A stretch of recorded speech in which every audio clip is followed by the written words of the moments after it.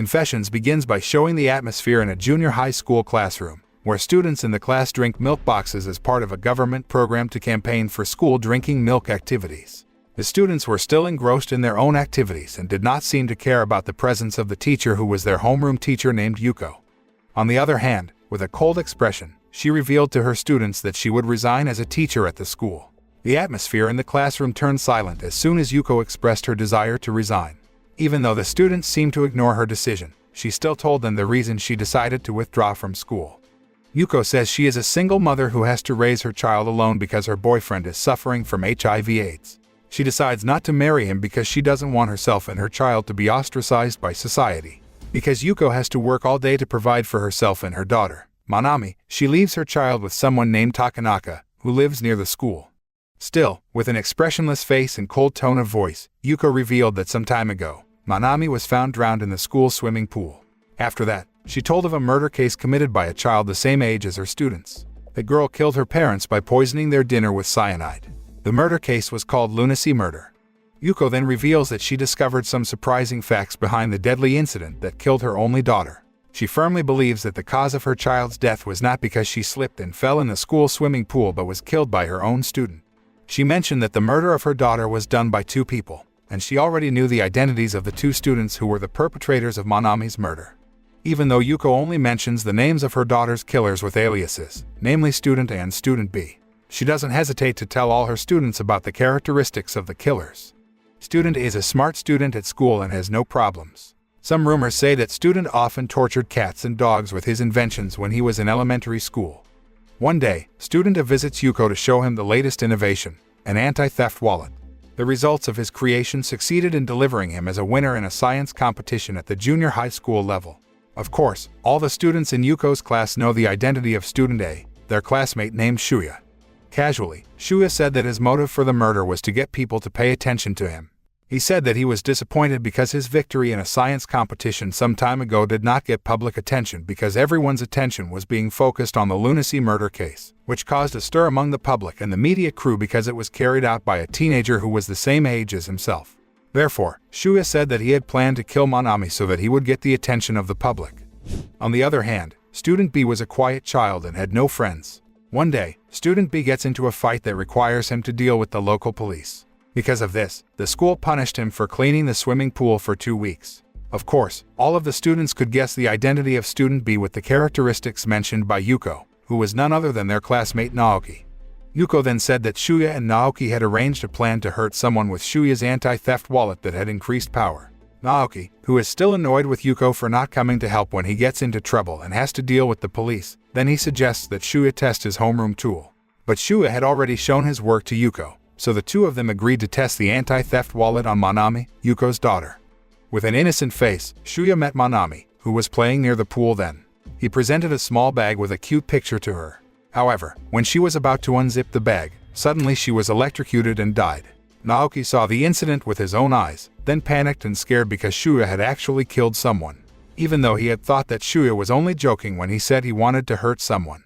Shuya told Naoki that he would tell everyone that Naoki had killed Manami. Naoki, who became increasingly frightened, then took a desperate act of throwing Manami's body into the swimming pool so that people thought she died because she slipped and fell into the pool and drowned. After Yuko recounted the chronology of her daughter's murder by the two students, she revealed the results of her investigation into the horrific incident.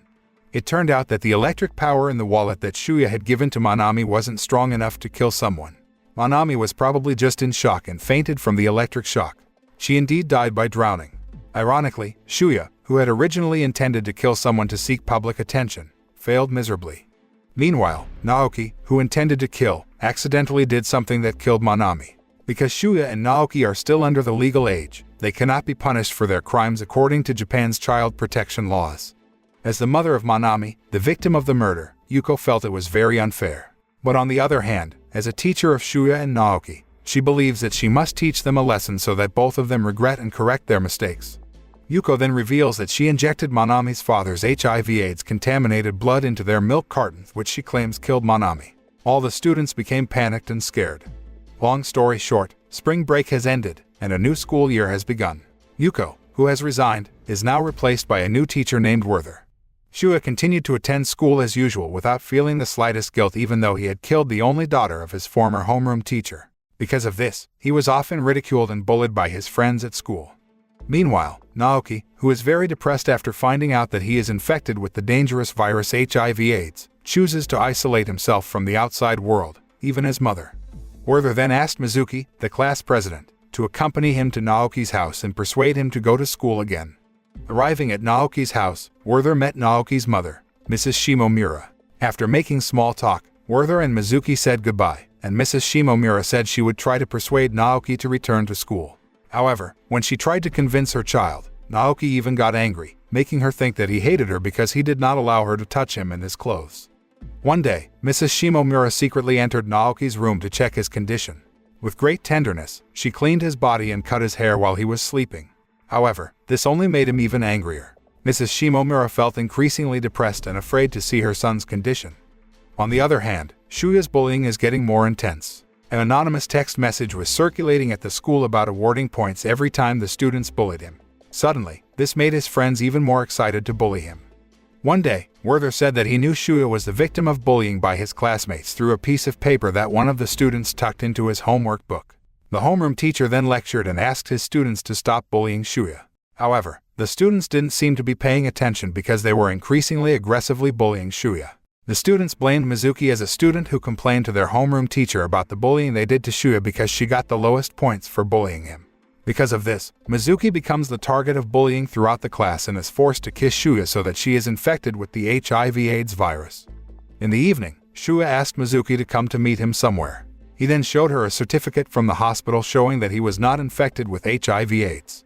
However, the class president seemed to have expected this because she was sure Yuko would not actually do that to her students. Since the bullying incident they experienced together, their relationship became closer, and they decided to date. However, as time goes by, their classmates find out about the love affair that exists between Shuya and Mizuki. As a result, Mizuki gets bullied even more for dating a murderer. Because he was annoyed that his friends always bullied and cornered him and Mizuki, Shuya then kissed several students and threatened that he would kiss all his friends so that they all contracted the HIV/AIDS virus if they still bothered them. Even though it's actually just an empty threat because Shuya doesn't have HIV/AIDS. Mizuki then reveals to him that she is the perpetrator of the lunacy murder case that Yuko had told about. Meanwhile, Mrs. Shimomura is getting increasingly depressed with Naoki's behavior, which is getting increasingly closed. On the other hand, she is confused and annoyed because Werther and Mizuki often come and ask her about Naoki's condition.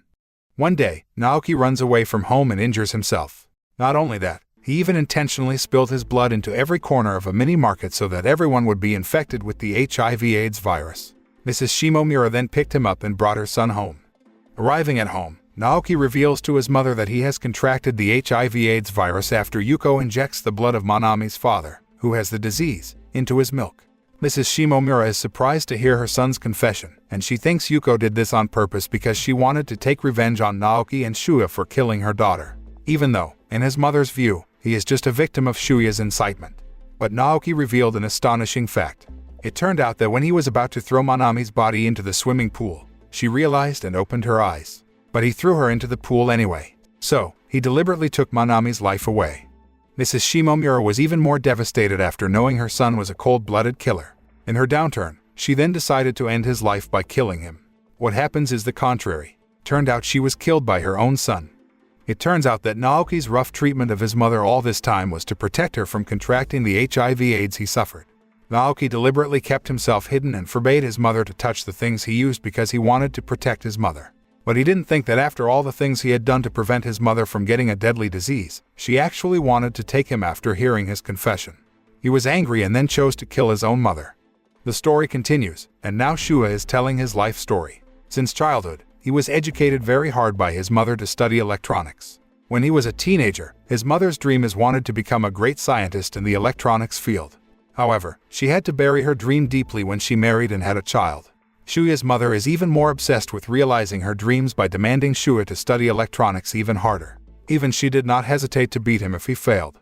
Until one day, she decided to leave him and her husband to pursue her dream of becoming a great scientist. One day, Shuya made a video confessing that he had assembled a bomb and placed it in the school hall. He plans to detonate the bomb when he, the smartest kid in school, delivers a short speech during the graduation ceremony. The bomb is connected and will be activated by his cell phone. After that, Shuya said that since his father and mother divorced, his father remarried and had a child with his new wife. Since then, he no longer gets the love and attention of his father, so he again misses his mother figure. Shuya then made a website on the internet and uploaded some of his creations to the website. After that, he emailed the link to the site to his mother, hoping that she would pay attention to him. But the reality did not match his expectations. There has been no reply to emails from his mother, and no one has visited his site.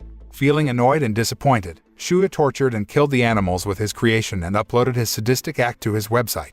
Unexpectedly, the upload about his sadistic act got the public's attention.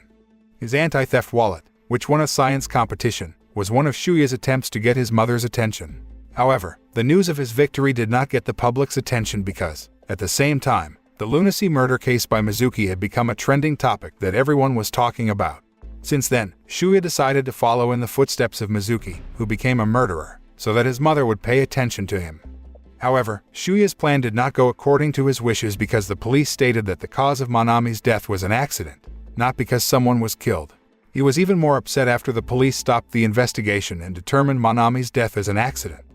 Shuya was overjoyed after Yuko said that she had injected Manami's father's blood contaminated with the HIV/AIDS virus into his and Naoki's milk. He thought his mother would come to see him after finding out he had a terminal illness. But it turns out that it was just Yuko's bluff, and he was not proven to have HIV/AIDS. After hearing Mizuki's confession that she was the perpetrator of the lunacy murder case, which had killed her parents with cyanide, Shuya became very angry and hated her because she had captured the public's attention that should have been directed at him, who won the science competition. Mizuki retaliated by cornering him, who was too obsessed with the figure of his mother. Mizuki said that Shuya was just a spoiled and stupid child for doing all these things to get his mother's attention. She said that he never dared to meet his mother because he was too cowardly and afraid that his mother would hate him and no longer recognize him as a child. Shuya became very angry. He then killed Mizuki and mutilated her body. The scene switches to a flashback of Mizuki meeting Yuko at a restaurant. There, Yuko reveals that she was the one who suggested to Werther to keep visiting Naoki's house to check on his condition. Werther, still innocent, thought it was a form of Yuko's concern for her students. However, her real reason was to suppress Naoki and his mother's psychological side to the lowest point so they would feel worse about his situation. Not only that, but Yuko revealed that she was the one who suggested to Werther that he pretended to know about Shuya's bullying through a piece of paper tucked into his homework book. Werther again thought that it was Yuko's doing to stop the bullying experienced by Shuya. In fact, Yuko did this on purpose to make Shuya more bullied by his friends. Everything that happened to Shuya and Naoki after she revealed their crimes in front of the class was part of her revenge plan because they both killed her only daughter. Shuya's video recording of his plan to detonate a bomb in the school hall during the graduation ceremony apparently has been known to Yuko. Long story short, Shuya activated the bomb during the graduation ceremony through his cell phone.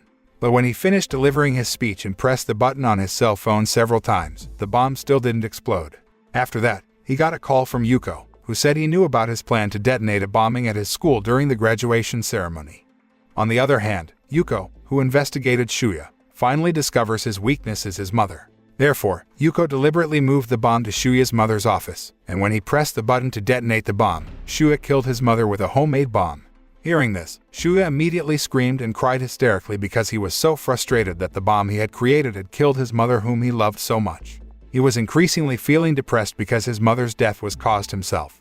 During his slump, Yuko came to Shuya and said it was her revenge because he had killed Manami, her only daughter. She emphasized that she would never let him die. Yuko stated that the tragedy that Shuya experienced this time was only the beginning of the suffering he would experience for the rest of his life. The moral that can be learned from this movie is to pay attention to our children, especially teenagers, because they are in a psychologically vulnerable condition and are looking for identity and need recognition from those around them.